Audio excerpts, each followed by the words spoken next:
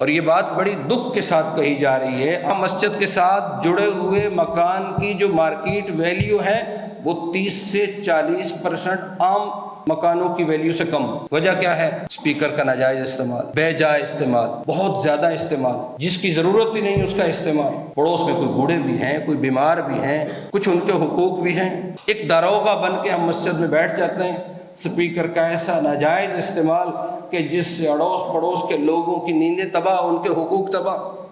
کس طرح ہم لوگوں کو یہ بات کہیں کہ بھئی یہ حق ہے، یہ حق ہے، میں اپنے پڑوسیوں کا حق کتنا ادا کر رہا ہوں؟ تو جہاں پڑوس اچھا ہو وہاں پڑوس اچھے ہونے کی وجہ سے آپ کے پڑوس کے اس مکان کی ویلیو بڑھ رہی ہے، اور اگر ہم پڑوسی اچھے نہیں ہیں تو ہمارے پڑوس کے مکان کی ویلیو ہمارے رویوں کی وجہ سے کم ہو رہی ہے۔ تو اس لیے دوستو، رمضان ہے جو ہمیں روزہ رکھوا رہا ہے، تراویح پڑھنے اور نمازوں میں شامل ہونے کی دعوت دے رہا ہے، اور بڑے ذوق اور شوق سے ہماری مساجد میں رمضان المبارک میں لوگ آ رہے ہوتے ہیں۔